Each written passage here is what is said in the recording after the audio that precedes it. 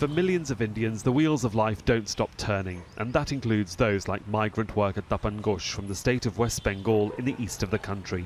He's been a rickshaw rider in New Delhi for 20 years. With few job opportunities, moving to the big city was the only way to support his family.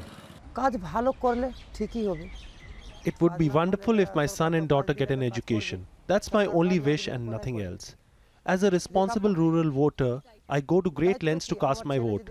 But the politicians take my vote and then disappear. Where is the promised help? Millions of farm workers have converged on India's major cities to find ways to survive economic pressures back home. They're relying on politicians to keep their election promises to them.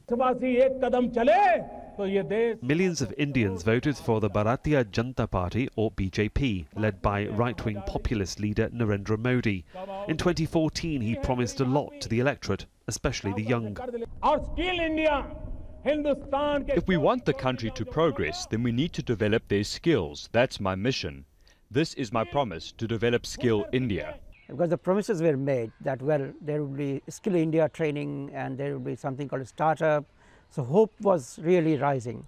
But in 4 years, nothing happened. 95% startups have failed. I don't see any Indian startup picking up even now after 4 years.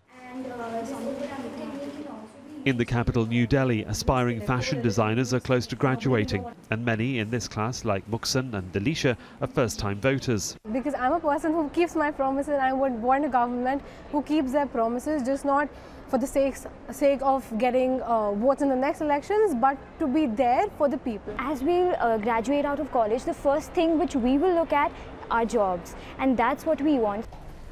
These are just some of the estimated 15 million graduates that will join the job market each year. The government forecasts that manufacturing will increase by 8%, and that's good news for these students. And yet, TAPAN GHOSH is not the first to look for work in the big city, and he won't be the last.